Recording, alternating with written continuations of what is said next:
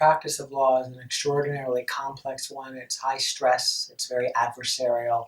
And so to the extent that we're able to draw upon a practice like mindfulness, not only to create a steadiness of mind and body to see our way through and navigate that very challenging terrain, but even to have the very challenges themselves become a source of energy and engagement to do even more and to be more effective at what we're doing and to find more of that passion that brought us to the law in the first place, mindfulness is well suited in that regard.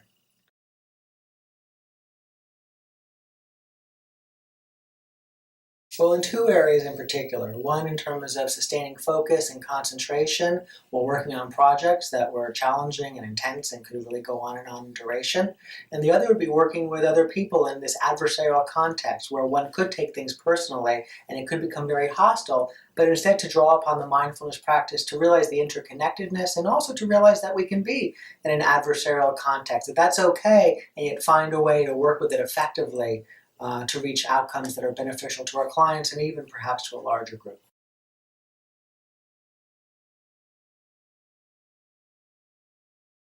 Well, while I was practicing law and commercial litigation in particular, I found that I was a student of mindfulness for many years and was sharing the conversation of mindfulness and how it can be of benefit, or at least of interest, with many of my colleagues. And they found it very interesting. And the idea of talking about mindfulness and talking about the mind and the way we get lost in past and caught up in future and how worry and guilt can arise as a result of that was always something that people enjoyed talking about. But when it came to practicing, somehow where the rubber met the road, something was especially challenging there. So I was interested in finding ways, because this practice of law can be especially daunting and it can be very consequential to the lives and the well-being of lawyers and other legal professionals, to find ways of making the mindfulness practice a little bit more accessible, and perhaps even to use the language and the culture of the law to create ways of practicing mindfulness, to keep it real and to also keep it memorable.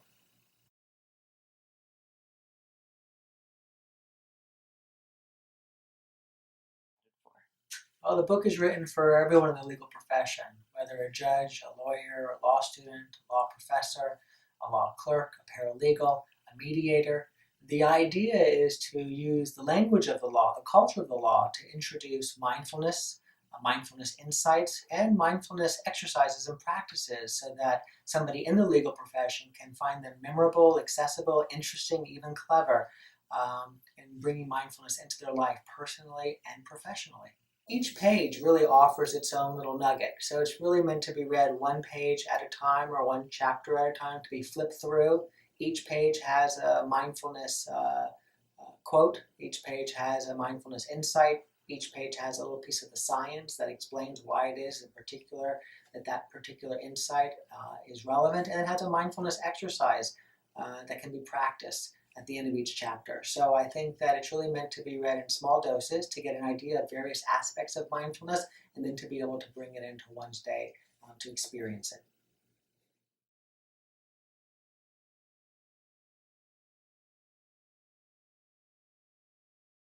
Well, here we have a discussion on pain and suffering, a term that's familiar in the law, and yet here it's discussed in the context of mindfulness. The quote is, "If you are distressed by anything external, the pain is not due to the thing itself, but to your own estimate of it. And this you have the power to revoke at any moment." And that was Marcus Aurelius. The insight is the permission to approach the pain. Life is filled with unpleasant events. In response to unpleasant events, a legal action may be filed claiming damages for pain and suffering. Most people think the more pain a person feels, the greater their suffering.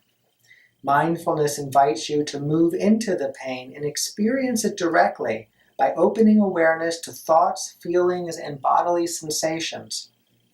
Does this seem counterintuitive? Many report less pain and experience less suffering. They embrace the pain more fully, and as they do, the cascade of resistant thoughts and feelings, that is suffering, diminishes.